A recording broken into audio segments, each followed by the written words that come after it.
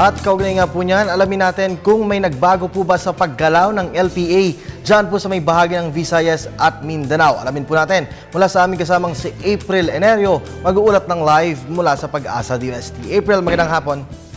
Magandang hapon din, Kirby. Sa ating balita, magtatagal pa hanggang weekend ang mga pagulan sa Visayas at Mindanao dulot ng low pressure area. Huling namataan ng LPA sa layong 245 km southeast po yan ng Borongan City o 165 km silangan naman ng Surigao City.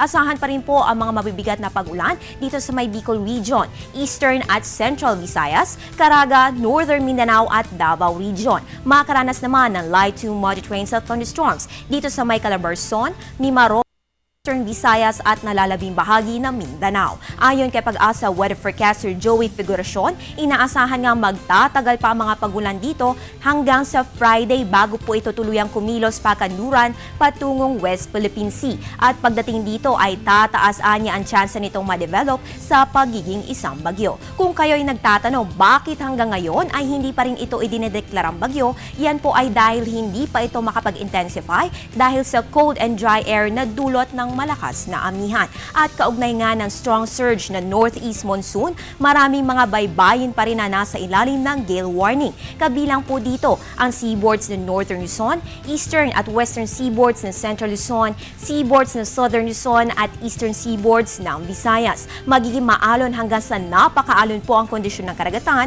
kaya iba yung pag-iingat para sa mga sasakyang pandagat na maglalayag sa mga susunod na oras. Idinaos ng Pag-asa ang ikalawang press conference kahapon kaugnay ng low pressure area. Isa sa mga natalakay ay ang kumalat sa mga social media na nagkaroon ng storm surge sa Jolo at Patikul-Sulu.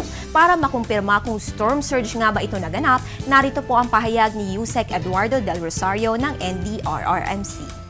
Actually, ito ay report na nanggaling sa ARM na sa parte ng sa ARM. Merong isang nagsalita doon na government official na sinabi niya it was caused by storm surge at merong about 200 houses made of light materials ang nasira. Pero ito po ay nasira dahil lang sa malakas na alon na humampas dito sa tabing dagat kung saan nakatira yung mga kababayan natin doon.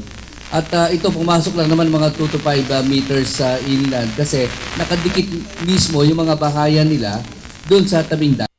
Malakas yung alon, merong isang wave na medyo malakas na nakasira ng mga light materials. Pero ang nasabi nga officially, nung na-interview, it was a storm surge. So we would like to correct that. Kasi hindi po pwedeng magkaroon ng storm surge. Wala namang hangin o bagyo na magdadala ng storm surge. So wala po Napag-usapan rin sa naturang press conference ang mga hoax messages patungkol sa isang malakas na bagyong Mala-Yolanda na tatama sa Pilipinas ngayong Enero. Narito po ang panawagan sa ating mga kababayan ni Yusek Del Rosario. So, ang kailangan po natin dito ay yung kooperasyon ng ating mga kababayan, makinig sa mga advisories at ang pakinggan lang po natin yung from the official sources.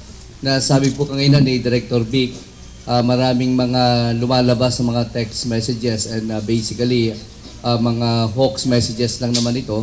Huwag po nating paniniwalaan at makinig lang tayo sa advisories ng authorized government agencies like Pag-asa and other NDRRMC member agencies. At yung iba po kasi nating mga kababayan ay walang magandang magawa o baka walang nag-issue na lang na mga messages na nakasisira sa ating mga ginagawang mga advisories at nagpapagalo lamang sa ating sitwasyon.